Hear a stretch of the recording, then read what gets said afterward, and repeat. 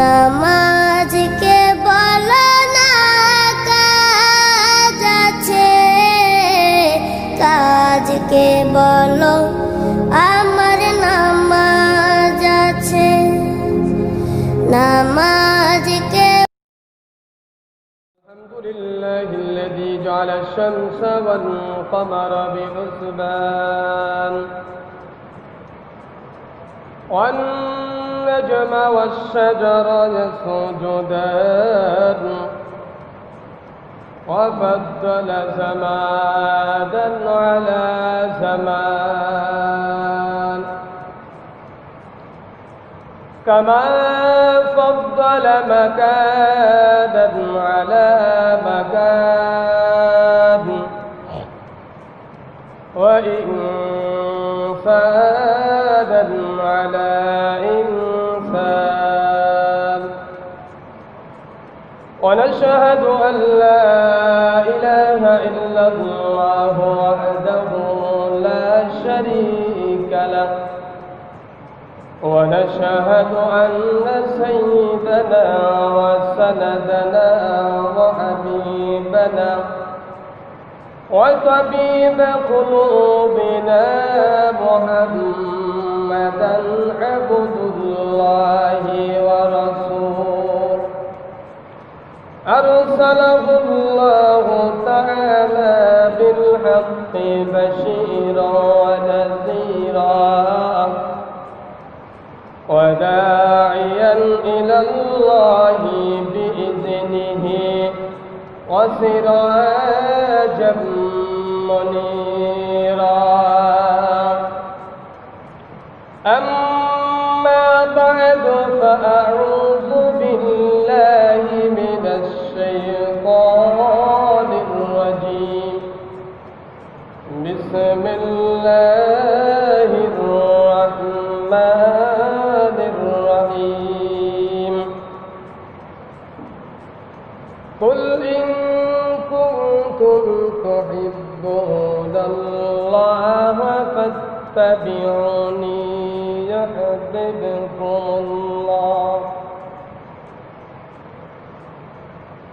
ويغفر لكم ذنوبكم والله غفور رحيم.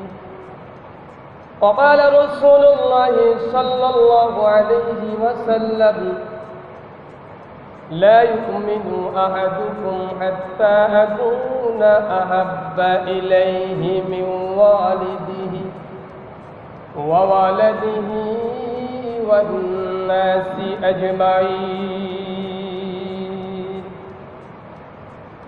وقال الله تبارك وتعالى في شان حبيبه آمرا ومخبرا: إن الله وملائكته يصلون على النبي يا أيها الذين آمنوا صلوا عليه وسلموا تسليما.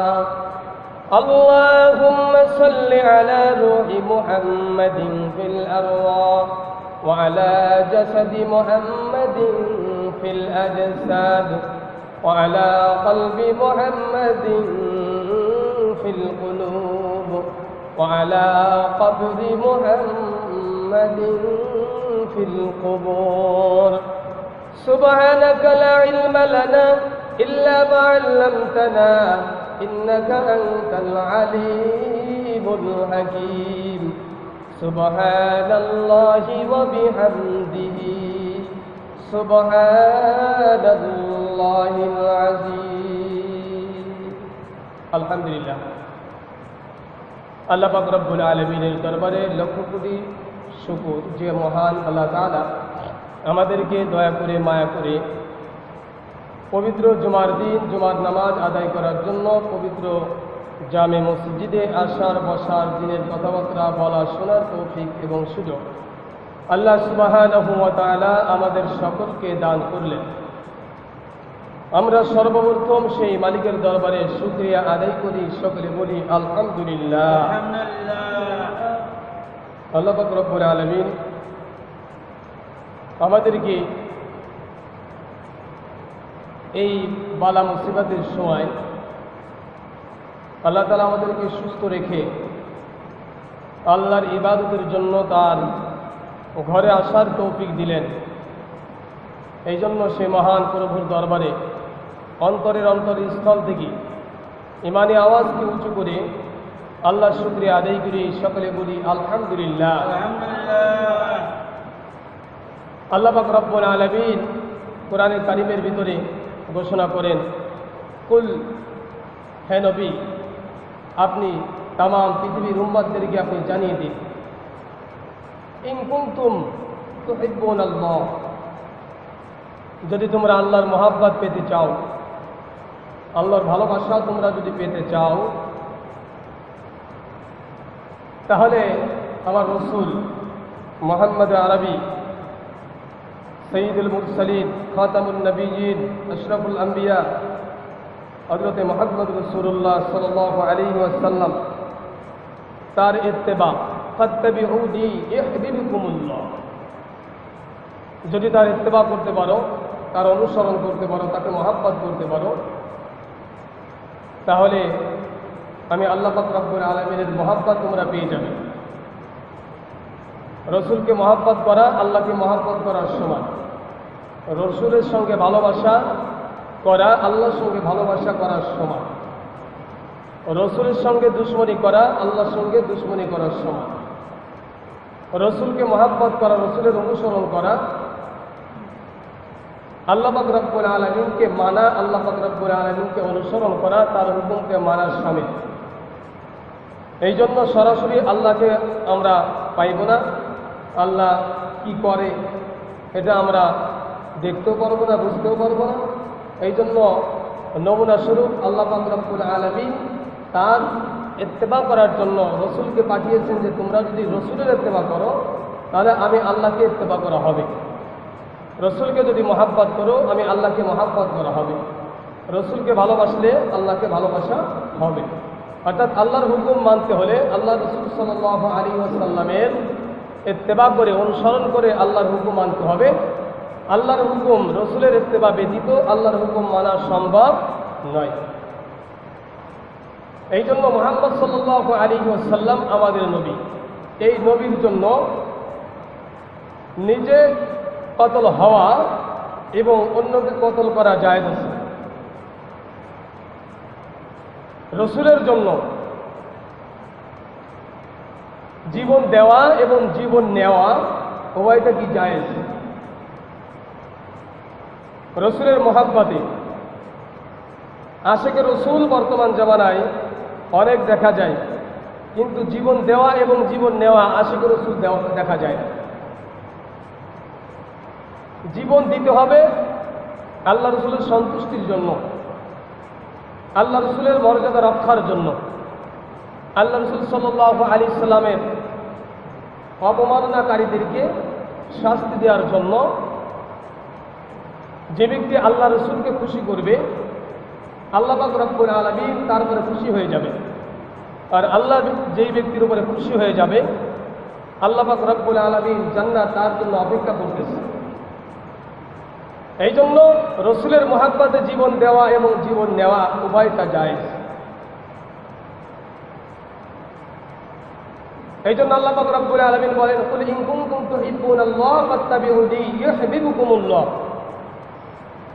তোমরা যদি আমি আল্লাহ পাক রব্বুল আলামিনের ভালোবাসা পেতে চাও, মহাব্বত পেতে চাও, আল্লাহ রসুলের ইত্তেবা করো, তাহলে আমি তোমাকে মহাব্বত করব এবং তোমার পাপ রাশিকে, গুনাহ সমূহকে আমি আল্লাহ তাআলা মাফ করে দিব। ওয়ায়াগফিরু লাকুম যুনুবাকুম, তোমার যে সমস্ত গুনাহ আছে সব কিছু আমি কি মাফ করে দিব। আল্লাহু গফুরুর রহিম, আর আমি আল্লাহই মাফ করনেওয়ালা রহিম। এই জন্য আল্লাহ পাক রব্বুল আলামিনের জন্য, রসুলের জন্যই জীবন দেওয়া এবং জীবন নেওয়া উভয়টা কি শরীয়ত সম্মত, জায়েজ। বদরের যুদ্ধে রসুল আরবি সাল্লাল্লাহু আলাইহি ওয়াসাল্লাম যখন কাফেরদের বিরুদ্ধে তলোয়ার চালাইলেন, অনেক কাফের ওই দিন দুনিয়া থেকে বড় বড় কাফেরগুলোকে আল্লাহ পাক রব্বুল আলামিনের সৈন্যবাহিনীরা সেনাবাহিনীরা দিনের সেনাবাহিনীরা তাদেরকে দুনিয়া থেকে কি এরকম চিরবিদায় নিয়ে জাহান্নামে পাঠিয়ে দিয়েছেন। এখন এদের যে ছেলে মেয়ে আত্মীয় স্বজন যারা ছিল এরা সবসময় এই প্রতিশোধ নেওয়ার জন্য তারা সর্বোপরি সব ব্যবস্থা তারা করত যে আমাদের পূর্বপুরুষের মৃত্যুর হত্যার প্রতিশোধ আমরা গ্রহণ করব। বিশেষ করে আল্লাহ রাসূল সাল্লাল্লাহু আলাইহি সাল্লামের চাচা হযরত আমির হামজা রাদিয়াল্লাহু তাআলা তিনি যখন যুদ্ধের ময়দানে মানুষের ভিতরে প্রবেশ করলেন তখন তার মাথার ভিতরে পাখির একটা পলক এরকম উঁচু করা ছিল, যাতে মানুষ বুঝতে পারতো যে ওই যে আমির হামজা যাইতেছে। মাথার পাগড়ির ভিতরে পাখির পলক এরকম উঁচু করে রাখছিল, ঢুকায় রাখছিল, যাতে আমির হামজাকে দেখা যাইত। আর আমির হামজার হাতেই বড় বড় কাফেররা নিহত হয়েছে। যখন অনেকে মুসলমান হওয়ার পরে জিজ্ঞাসা করেছিল, ভাই যুদ্ধের ময়দানে পাখির পলকের মতন একটা পাগড়ির ভিতরে পাখির পলক নিয়ে কাফেরদের ভিতরে প্রবেশ করেছিল, ওই লোকটা কি? তাই উনি হলেন রসুলের চাচা হযরতে আমির হামজা রাদিয়াল্লাহু তাআলা। রসুলের যখন তাকে ভালোবাসার কেউ ছিল না, ওই সময় আমির হামজা রাদিয়াল্লাহু তাআলা তিনি রসুলকে ভালোবাসছেন, ইসলাম গ্রহণ করছে। ইসলাম গ্রহণ করার পরে রাসূলুল্লাহ সাল্লাল্লাহু আলাইহি ওয়াসাল্লামের শক্তি আরো বেশি বৃদ্ধি পাইল। কিন্তু আবু সুফিয়ানের স্ত্রী হিন্দা, ওনার আব্বাজান এবং দুটি পুত্র ওনার অর্থাৎ আমির হামজার হাতেই কি নিহত হয়েছে। আমির হামজাকে কতল করার বিভিন্ন কৌশল অবলম্বন করছে। এবার ঘোষণা করে দিল আমির হামজার হত্যা যে করতে পারবে তাকে আমি পুরস্কৃত করব। আবু সুফিয়ানের স্ত্রী তার একজন গোলাম ছিল, এই গোলামের নাম হলো ওয়াহশী। হিন্দার কাছে গেলেন, হিন্দাকে বললেন, আমি যদি আমির হামজাকে কতল করি, হত্যা করি, তাহলে আপনি আমাকে কি পুরস্কার দিবেন? হিন্দা ডাক দিয়ে বলেন, আমি তোমাকে আজাদ করে দিব, তুমি আর গোলাম থাকবে না, তোমাকে আমি আজাদ করে দিব যদি তুমি কোনো কৌশলে আমির হামজাকে হত্যা করতে পারো। আমির হামজাকে হত্যা করার পরে তুমি আমাকে আমির হামজার লাশটা আমার সামনে আনবে, আমি নিজে আমির হামজার লাশটাকে দেখব।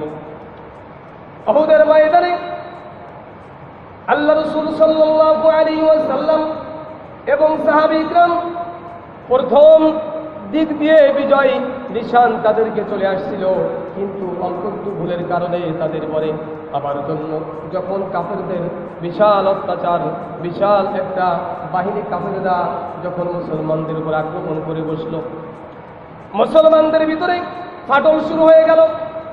কে যেন ঘোষণা করে দিল, কুতিলা মুহাম্মদ, মুহাম্মদ দুনিয়া থেকে ইন্তেকাল হয়ে গেছে, মুহাম্মদকে কতল করা হয়েছে। আমির হামজা কাফেরদের ভিতরে প্রবেশ করলেন, বিক্রমের সঙ্গে আমির হামজা যুদ্ধ শুরু করে দিল। কিছুক্ষণ যুদ্ধ করতে করতে কাফেরদের অত্যাচারে, কাফেরদের তলোয়ারের আঘাতে হযরতে আমির হামজা কিছুটা আহত হয়ে গেল।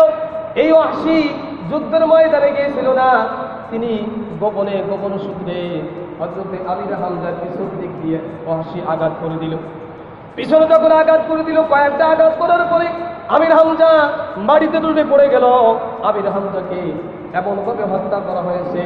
ওয়াহশী যখন আল্লাহ রাসূল সাল্লাল্লাহু আলাইহি ওয়াসাল্লাম যখন মক্কা বিজয়ের পরে ওয়াহশী আল্লাহ রাসূল সাল্লাল্লাহু আলাইহি ওয়াসাল্লামের দরবারে আসছেন, ইয়া রাসূলুল্লাহ, ইয়া হাবিবাল্লাহ, আমি তো লোভের বশত করিয়া আমি আমির হামজাকে হত্যা করেছি, আমি মুসলমান হওয়ার জন্য আপনার দরবারে আসছি, আপনি আমাকে একটু মুসলমান করে নেন আর আমার জীবনের গুনাহগুলি মাফ করে দেন। আল্লাহ নবী বিশ্বনবী মুহাম্মদুর রাসূলুল্লাহ সাল্লাল্লাহু আলাইহি ওয়াসাল্লাম ওয়াহশীকে ডাক দিয়ে বলেন, ওয়াহশী রে, আমার চাচা আমির হামজাকে তুমি কেমন করে কতল করেছিলে এই বর্ণনা একটু আমার কাছে দাও। ওয়াহশী ডাক দিয়ে বলেন, ইয়া রাসূলুল্লাহ, ইয়া হাবিবাল্লাহ, এমনভাবে কতল করা হয়েছে ওই কথা আমি আমার জবান দিয়ে বলতে পারবো না। আল্লাহ রাসূল পিড়াপিড়ি করলেন, হযরত ওয়াহশী ডাকতে বলে, ইয়া রাসূলুল্লাহ, ইয়া হাবিবাল্লাহ, আমি ওয়াহশীকে পিছন দিয়ে আঘাত করলাম। আমি ওয়াহশী আমির হামজাকে পিছন দিয়ে আঘাত করলাম। আমির হামজা আমার আঘাত দেখতে পারে নাই, আমাকে দেখতে পারে নাই, যার কারণে তিনি মাটিতে লুটিয়ে পড়েছেন। ওয়াহশী বলেন, আমির হামজাকে যখন আমি কতল করে ফেললাম, হিন্দা যখন আসলেন আমির হামজাকে টুকরো টুকরো করলেন, কত খণ্ড করেছে তার কোনো হিসাব ছিল না। আল্লাহ রাসূল সাল্লাল্লাহু আলাইহি ওয়াসাল্লামের দরবারে ওয়াহশী যখন এই বর্ণনা দিতেছিলেন, হাদিসের ভিতরে আসছে আল্লাহর নবী বিশ্ব নবী মুহাম্মদ রাসূলুল্লাহ সাল্লাল্লাহু আলাইহি ওয়াসাল্লামের চোখ দিয়ে পানি এমন ভাবে পড়েছিল, তার দাড়ি মুবারক ভিজে ভিজে, তার জামা মুবারক ভিজে ভিজে এই পানি মাটিতে স্পষ্ট করেছিল। আল্লাহ রাসূল বললেন, ওয়াহশী রে, আর তুমি আমার চাচার হত্যার কথা বর্ণনা করুন, আমি আর সহ্য করতে পারতেছি না। আল্লাহ রাসূল সাল্লাল্লাহু আলাইহি ওয়াসাল্লাম ওয়াহশীকে ডাক দিয়ে বলেন, ওয়াহশী, তুমি যেহেতু মুসলমান হওয়ার জন্য আসছো, এখানে আমার কোনো হাত নাই, আমি তোমাকে রাগান্বিত করতে পারবো না, আমি তোমার উপরে রাগ হতে পারবো না, আমি তোমাকে বলতে পারবো না তুমি মুসলমান, তোমাকে আমি করতে পারবো না, এমনকি আমি বলতে পারবো না।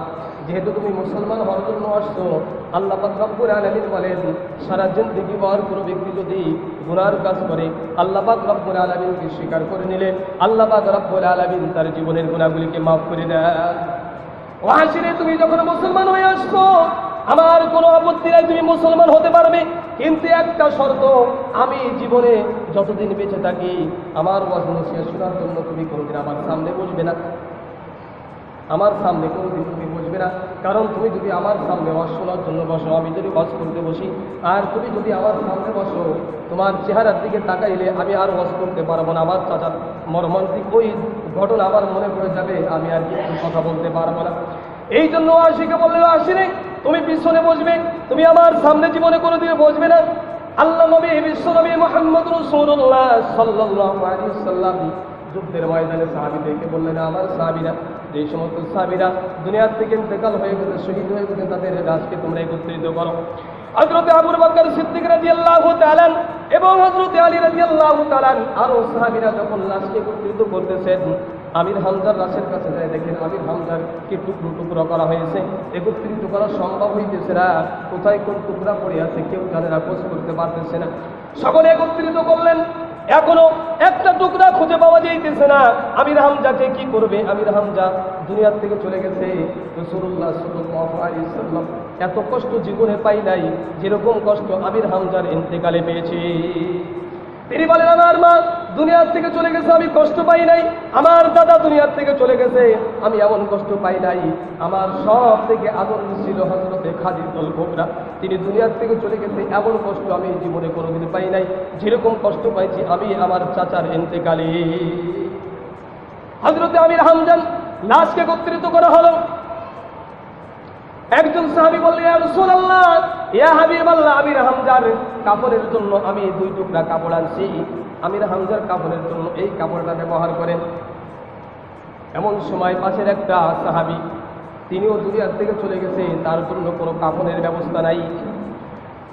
আল্লাহ নবী বিশ্ব নবী মুহাম্মদ রাসূলুল্লাহ সাল্লাল্লাহু আলাইহি ওয়াসাল্লাম ডাকলেন, সাহাবীরা রে, আমার চাচার জন্য 2টি কাপড়ের টুকরা হবে, আর আমার একজন সাহাবী তার জন্য একটা টুকরাও কাপড়ের ব্যবস্থা হবে না, এটা সম্ভব নয়। হযরতে আমির হামজার জন্য যে 2টি টুকরা কাপড় আনা হয়েছে, ওই 2টি টুকরা কাপড় থেকে এক টুকরা আমার চাচার জন্য রেখে দাও, আর এক টুকরা ওই সাহাবীর জন্য রেখে দাও। যখন সাহাবীকে দেওয়ার জন্য এক টুকরা বড় আর এক টুকরা ছোট, আমির হামজা এবং ওই সাহাবীর মাঝে 2 জনের মাঝে কোন টুকরা দিবে এই জন্য লটারি শুরু করে দিলেন। আমির হামজার বিরুদ্ধে ছোট যেই কাপড়ের টুকরাটা আছে, কাপড়ের টুকরা ছোটটা আমির হামজার ভাগ্যে পড়ল। আমির হামজা যখন একটা দিকে অর্থাৎ মাথার দিকে কাপড়টা ঢাকতে গেলে পায়ের দিকে কি হয়ে যায়, খালি হয়ে যায়।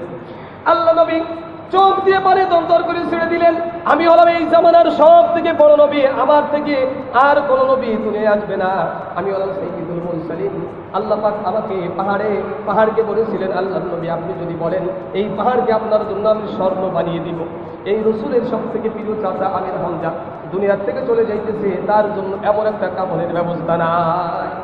আল্লাহ রসুল বললেন, আমার সাহাবীরা, আমার চাচার ওই ছোট কাপড়ের টুকরাটা মাথার দিক দিয়ে ঢেকে দাও, আর পায়ের দিক দিয়া কিছু এই কিছু অন্য জিনিস দিয়ে অর্থাৎ গাছপালা দিয়ে তার পায়ের জন্য ঢেকে দাও। আমির হামজা যখন দুনিয়ার থেকে চলে গেলেন, রাসূল সাল্লাল্লাহু আলাইহি সাল্লাম দুনিয়ায় জীবিত থাকা অবস্থায় হযরতে ওয়াহশী রাদিয়াল্লাহু তাআলা মুসলমান ঠিক হয়েছে, কিন্তু আল্লাহর নবীর সামনে কোনোদিন আসতে পারে না। আল্লাহ নবী বলেন, ওয়াহশী তুমি যদি আমার সামনে কোনোদিন চলে আসো, তোমার চেহারা দেখলে আমার চাচার কথা আমার স্মরণে এসে যাবে। এই জন্য আমি যখন দুনিয়ায় বেঁচে থাকবো যতদিন তুমি আমার সামনে আসবে না। এই জন্য মক্কা ছেড়ে মদিনা ছেড়ে ওয়াহশী অন্য জায়গায় চলে গেলেন। আল্লাহ রাসূল দুনিয়ায় থেকে চলে গেলেন। আল্লাহ রাসূলের কবর জিয়ারত করতে আসছেন। রাতের বেলায় আল্লাহ রাসূল স্বপ্ন দেখলেন। হযরত ওয়াহশী স্বপ্ন দেখলেন আল্লাহ রাসূলকে, এখনো রাসূল আমার দিকে মুখ মলিন করে তাকিয়ে আছে, মুখটা হাস্যকর নয়, রাসূল আমার পরে এখন খুশি নয়। হযরত আবু বকর সিদ্দিক রাদিয়াল্লাহু তাআলার জামানায় মুসাইলামাতুল কাজ্জাব তিনি নবী দাবি করেছিলেন। ওয়াহশী চিন্তা করলেন, আল্লাহ রাসূলের চাচাকে হত্যা করে আমি সব থেকে বড় গুনার কাজ করেছি, যেই কারণে রাসূলুল্লাহ সাল্লাল্লাহু আলাইহি ওয়াসাল্লাম আমার পরে অসন্তুষ্ট হয়েছে। এই ওয়াহশী মনে মনে চিন্তা করলেন, মুসাইলামাতুল কাজ্জাব তিনি নবী দাবি করেছেন, আর আল্লাহর নবীর সব থেকে বড় শত্রু হলো বর্তমান জামানায় এই মুসাইলামাতুল কাজ্জাব। মুসাইলামাতুল কাজ্জাবের বিরুদ্ধে যুদ্ধের ঘোষণা হয়ে গেল, যুদ্ধ শুরু হয়ে গেল। হযরতে ওয়াহশী রাদিয়াল্লাহু তাআলা কৌশলে এই মুসাইলামাতুল কাজ্জাবকে হত্যা করে ফেললেন। মুসাইলামাতুল কাজ্জাবকে হত্যা করে ফেলেছে। রাতের বেলায় ওয়াহশী রাদিয়াল্লাহু তাআলা বলেন, আমি রাতের বেলায় যখন একটু নিদ্রা আসছে, আল্লাহ নবী বিশ্বনবী মুহাম্মদ রাসূলুল্লাহ সাল্লাল্লাহু আলাইহি ওয়াসাল্লাম মদিনাতুল মুনাওয়ারা থেকে কবর থেকে উঠিয়া আমি ওয়াহশীকে জড়িয়ে ধরে আমার কপালে চুম্বন করতেছে। ওয়াহশী রে, আজকে তুমি এমন একটা কাজ করেছো যেই কাজের কারণে আমি রাসূল তোমার পরে খুশি হয়ে গেছি। এই জন্য আল্লাহর নবীর মুহাব্বতে আল্লাহর নবীর দুশমনদের জান নেওয়া শরীয়ত মোতাবেক জায়েজ। আল্লাহ রাসূলের জন্য জান দেওয়া যেমন জায়েজ, আল্লাহ রাসূলের জন্য জান নেওয়াও জায়েজ। এই জন্য এই মুসাইলামাতুল কাজ্জাবকে হত্যা করে ওয়াহশী তার বড় পাপকে আল্লাহ পাক রব্বুল আলামিন মাফ করে দিয়েছে। তাহলে রাসূলের মুহাব্বতে মানুষের জান, অর্থাৎ রাসূলের দুশমনদের, মানুষের যে কোনো মানুষের নাই, রাসূলের দুশমনদের জান নেওয়াও জায়েজ। আল্লাহ রাসূল সাল্লাল্লাহু আলাইহি ওয়াসাল্লাম যুদ্ধের ময়দানে অনেক বড় বড় সাহাবীরা অনেক বড় কাফেরদেরকে হত্যা করেছে। হযরতে আসিম রাদিয়াল্লাহু তাআলা তিনি হযরতে সুলাফার দুটি সন্তানকে হত্যা করেছিল। হযরতে যায়েদ বিন দাসানা রাদিয়াল্লাহু তাআলা তিনি সফওয়ান বিন উমাইয়ার বাপকে তিনি হত্যা করেছিলেন। এরকমভাবে কয়েকজন সাহাবী বড় বড় কাফেরদেরকে হত্যা করেছিলেন। তারা কৌশল করলেন, এদেরকে আমি প্রতিশোধ নেব এদের বিরুদ্ধে। হযরত যায়েদ বিন দাসানার জন্য 100 উটের ঘোষণা করলেন। যেই ব্যক্তি এই হযরতে যায়েদ বিন দাসানাকে হত্যা করতে পারবে তাকে 100 উট পুরস্কার দেওয়া হবে। হযরত আসিম রাদিয়াল্লাহু তাআলার বিরুদ্ধে 50টা উটের ঘোষণা করলেন, আর বললেন তা আসিমের মাথা যে ব্যক্তি আনে দিতে পারবে তাকে আমরা 50টি উট পুরস্কার দিব। এবার একদল লোক আসছে রাসূলের দরবারে, ইয়া রাসূলুল্লাহ আমরা মুসলমান হয়ে আসছি।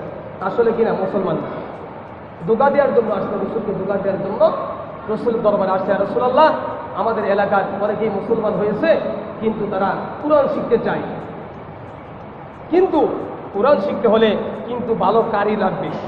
কিন্তু আমাদের জানা মতে হযরতে আসিম রাদিয়াল্লাহু তাআলা তার শুদ্ধ ভালো কুরআন ভালো তেলাওয়াত করতে পারে, বিশেষ করে তাকে আপনি আমাদের সঙ্গে পাঠিয়ে দিন, আমাদের এলাকার ভিতরে যে আমাদের এই মুসলমান নব মুসলমান ভাইদেরকে কুরআন শিক্ষা দিবে। কিন্তু এরা ধোঁকা দিল। রাসূল সাল্লাল্লাহু আলাইহি ওয়াসাল্লাম 7 জন অথবা 10 জনকে একত্রিত করে হযরতে রাসূলুল্লাহ সাল্লাল্লাহু আলাইহি ওয়াসাল্লাম আসিম রাদিয়াল্লাহু তাআলা এবং যায়েদ বিন দাসানাকে হযরত জুবাইর রাদিয়াল্লাহু তাআলাকে এই 3 জনকে পাঠাইলেন, আরও কিছু লোক তাদের সঙ্গী দিয়ে পাঠাইলেন।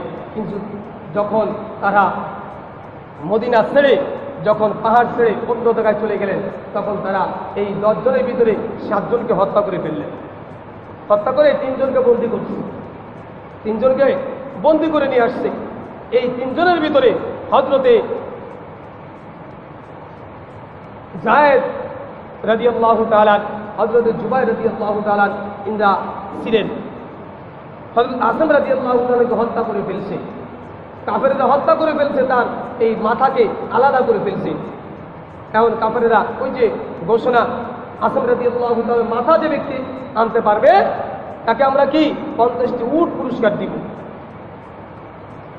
হযরত আসম রাদিয়াল্লাহু তাআলা চতুর্দিক থেকে কাফেরেরা যখন ঘিরে ফেলছে, আল্লাহ পাক রব্বুল আলামিনের দরবারে দুই রাকাত নামাজ পড়ে দোয়া করছেন, রব্বুল আলামিন আমি তো পূর্বে ঘোষণা জেনে ফেলেছি, কাফেরেরা ঘোষণা করেছে আমার মাথার জন্য 50টি উট বরাদ্দ করে দিয়েছে।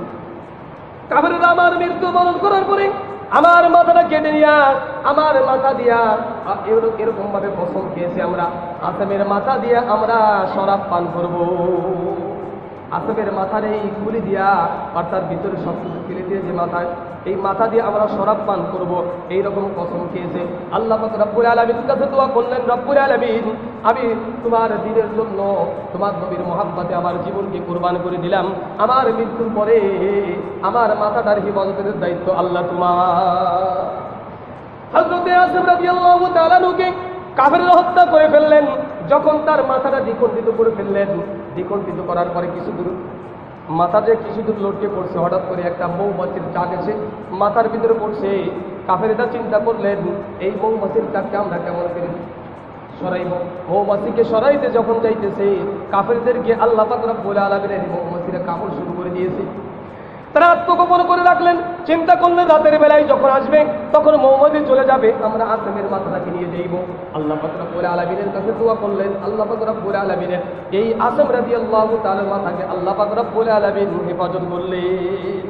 রাত্রে বেলায় বিশাল এক তুফান আসছে, বিশাল এক বাতাস, আল্লাহ পাক রব্বুল আলামিন আসমের মাথা কোথায় যে নিয়ে গেছে আর কাফেরেরা খুঁজে পাই নাই। আল্লাহ রাসূল সাল্লাল্লাহু আলাইহি সাল্লামের দরবারে খবর আসছেন, কাফেরেরা আমার সঙ্গে কি করেছেন, চালাকি করেছেন, আমার সঙ্গে বেয়াদবি করেছেন, আমার সঙ্গে কি করছেন, চগলখুরি করেছেন। আল্লাহ রাসূল তাদের জন্য বদ্ধ করলেন।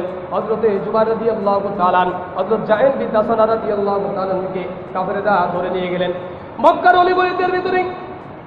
যখন হযরতে জায়েদ রাদিয়াল্লাহু তাআলাকে 3 দিন পরে যখন তাকে হত্যার জন্য তাকে একটা পাহাড়ের চূড়ায় নেওয়া হয়েছে, কাফেরেরা তাদেরকে বলতেছেন, ও জায়েদ এই মুহূর্তে তোমাকে আমরা একটা জিনিসের জন্য শর্ত, তোমাদের জন্য তোমার জন্য একটা শর্ত, এই শর্তটা যদি তুমি মানতে পারো তাহলে তোমাকে আমরা মুক্ত করে দেব। জায়েদকে ডাকতে বলেন, জায়েদ রে তোমার স্থানে যদি বিশ্বনবী মুহাম্মদ রাসূলুল্লাহ সাল্লাল্লাহু আলাইহি সাল্লামকে হত্যা করা হয় আর তোমাকে আমরা ছেড়ে দিব, তুমি কি রাজি আছো কিনা? জায়েদ ডাকতে বলেন, হে কাফেরেরা তোমরা তো আমার নবীকে আমার স্থানে হত্যা করতে চাইতেছো, আমি নবী বেঁচে থাকবো আর আমার নবীর পায়ে একটা কাঁটা ফুটবে, এটা আমি জায়েদ কোনোদিন চাইব না। আমার রাসূলের পায়ে একটা কাঁটা বিন্দু আর আমি জায়েদ জীবিত থাকি, এটা আমি চাইব না। হযরত জায়েদ রাদিয়াল্লাহু তাআলা কাফেররা হত্যা করে ফেললেন। আল্লাহ নবী হযরত মুহাম্মদ রাসূলুল্লাহ সাল্লাল্লাহু আলাইহি সাল্লামের দরবারে খবর চলে আসলেন, ইয়া রাসূলুল্লাহ, ইয়া হাবিবাল্লাহ, আপনার প্রিয় সাহাবী হযরতে জায়েদ ইবনে দাসানা রাদিয়াল্লাহু তাআলাকে হত্যা করে ফেলছেন কাফেরেরা। হযরত জুবাইর রাদিয়াল্লাহু তাআলাকে বিভিন্নভাবে কষ্ট দিয়েছেন আর বলতেছেন, জুবাইর রে তোমার পরিবর্তে যদি বিশ্বনবীকে এইখানে কতল করা হয় তুমি রাজি আছো কিনা? তোমাকে আমরা, তুমি শুধুমাত্র বলো যে হ্যাঁ আমি রাজি আছি, আমরা তোমাকে ছেড়ে দিব। হযরত জুবাইর রাদিয়াল্লাহু তাআলা একই উত্তর দিলেন, আমি আমার জীবন বেঁচে থাকতে আমার রাসূলের গায়ে একটু কষ্ট লাগুক আমি কোনোদিন চাইব না। উহুদের ময়দানে আল্লাহ রাসূল সাল্লাল্লাহু আলাইহি ওয়াসাল্লামের মাথার ভিতরে আঘাত লাগছে। আল্লাহ রাসূল সাল্লাল্লাহু আলাইহি ওয়াসাল্লাম গর্তের ভিতরে পড়ে গেলেন। সাহাবীরা রাসূলকে খুঁজে আর পাইতেছে না। একটা কাফের অথবা শয়তান ঘোষণা করেছিল, কুতিলা মুহাম্মদ কতল হয়ে গেছে। সাহাবীরা সমস্ত হুঁশ আর নাই, কার জন্য জীবন দিব? একজন সাহাবী বাগানের ভিতরে, খেজুর বাগানের ভিতরে কাজ করতেছেন, ওটি একটা গোলাম। এই গোলাম ডাক দিবে, রব্বুল আলামিন আমি মান্যত করেছিলাম আমার চোখ দিয়ে বিশ্বনবী ছাড়া আমি আর কাউকে দেখবো না, যেই বিশ্বনবী দুনিয়া আজ থেকে চলে গেছে আমার চোখের আর প্রয়োজন নাই। হাদিসের ভিতরে আসে আল্লাহ পাক রব্বুল আলামিনের কাছে ওই বান্দা যখন দোয়া করলেন, আল্লাহর সাথে সাথে তার দুইটা চোখকে বন্ধ করে দিয়েছিল। চোখ দিয়ে কি করবো? আমি চোখ দিয়ে মুহাম্মদকে ছাড়া আর কাউকে দেখবো না। রাসূল সাহাবীরা আল্লাহর কাছে দোয়া করলেন, আল্লাহর সাথে সাথে তার চোখ দুটিকে নিয়ে গেছে। হযরত হানজালা রাদিয়াল্লাহু তাআলা নববধূকে ঘরের ভিতরে রেখে বাসর রাত্রে ঘরের ভিতরে ঢুকেছে, স্বামী স্ত্রীর সঙ্গে কথাবার্তা হইল, স্বামী এবং স্ত্রীর সঙ্গে মিলন হয়েছে। হযরতে হানজালা রাদিয়াল্লাহু তাআলা ফরজ গোসল করার জন্য পানির ভিতরে নামছে। কোনো কোনো কিতাবের ভিতরে আসছে হাঁটু পর্যন্ত নামছে, অথবা গোসল করার জন্য বাড়ির থেকে গামছা বা লুঙ্গি দিয়ে রওনা দিয়েছে। এমন সময় তার কানের ভিতরে খবর গেল কতিলা মোহাম্মদ দুনিয়ার থেকে চলে গেছে। হযরতে হানজালা রাদিয়াল্লাহু তাআলা আর গোসল করলেন না।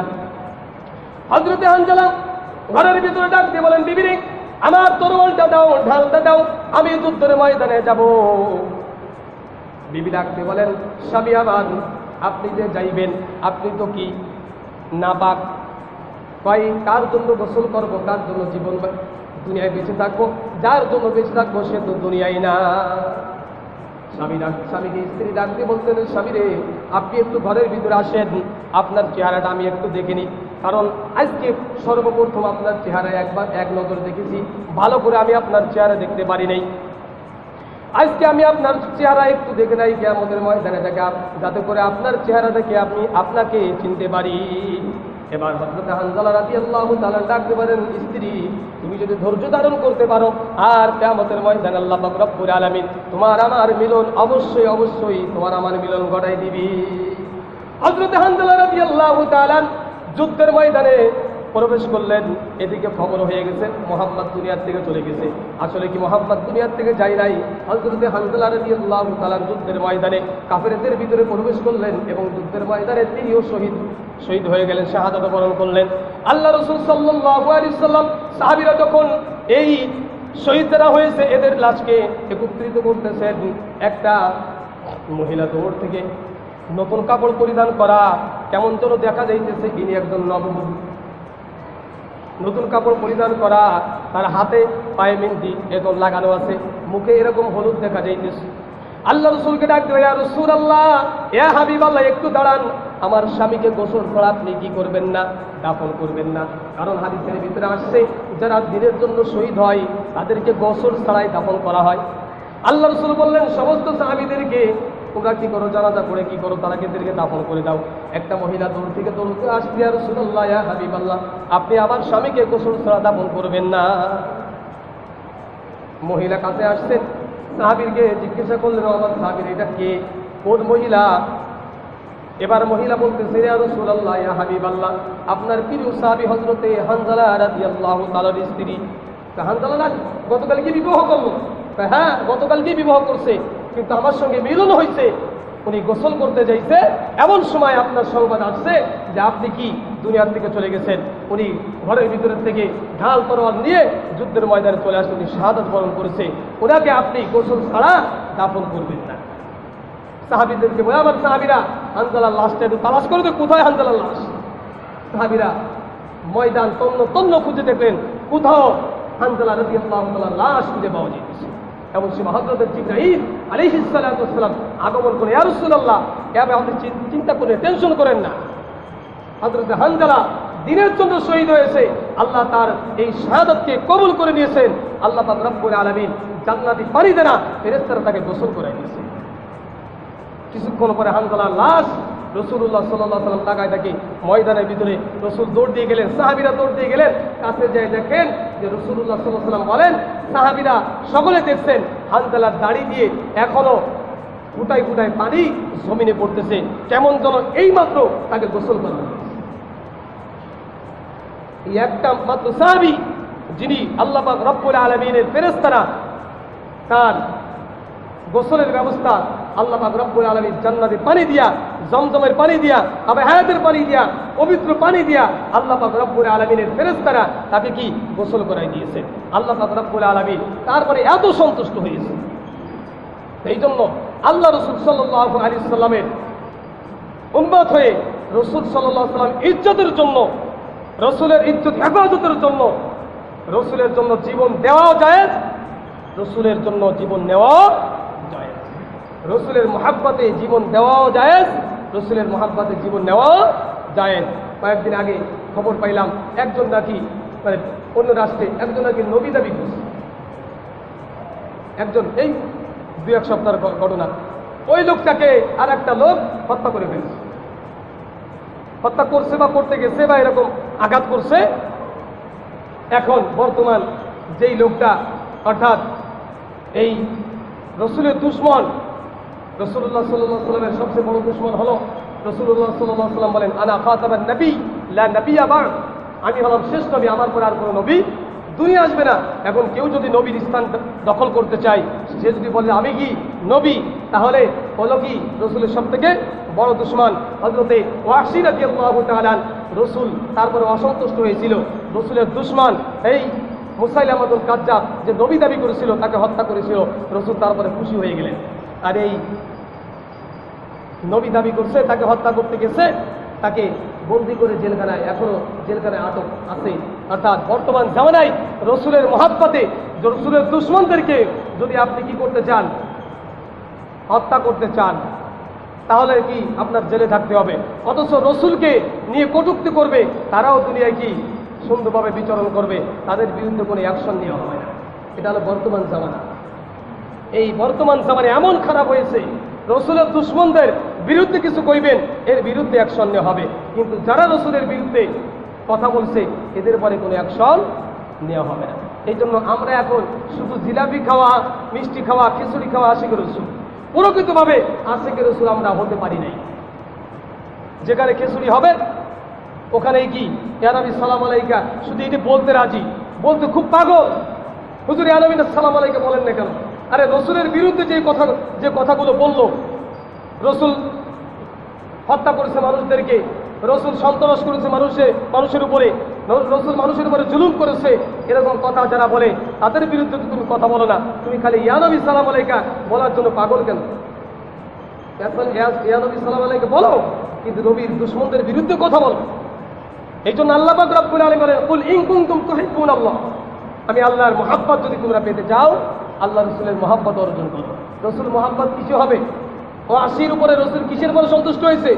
রসুলের দুশমনকে হত্যা করার পরে ওয়াসির উপরে আল্লাহ রসুল সন্তুষ্ট হয়ে গেছে।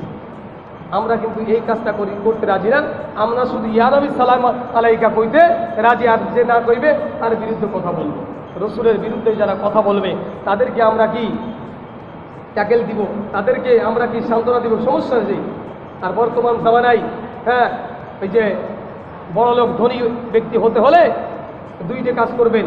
একটা কাজ হলো রসুলের বিরুদ্ধে কথা বলবেন আর আল্লাহর বিরুদ্ধে কথা বলবেন। দেখবেন আপনাকে টাকা পয়সা দিয়ে আরো মানুষ কি দিবে? পুরস্কারে দিবে। আরে এইটাই সব থেকে সত্য কথা হয়েছে। রসুলের বিরুদ্ধে কথা বলা এটাই কি সত্য কথা হয়েছে। তাকে টাকা পয়সা দিয়ে ধনী বানাই দিবে, কোনো সমস্যা নাই। পুলিশ সব কি। আর রসুলের বিরুদ্ধে যারা কথা বলবে, তাদের বিরুদ্ধে যারা অ্যাকশন নেবে, তাদেরকে ধরে নিয়ে জেলখানার ভিতরে আটকাই।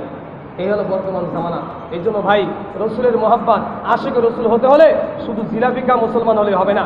আশিকে রসুল হতে হলে রসুলের বিরুদ্ধে যারা কথা বলবে, তাদের বিরুদ্ধে কথা বলা লাগে। এই জবানটা কে দিছে? আল্লাহ দিছে।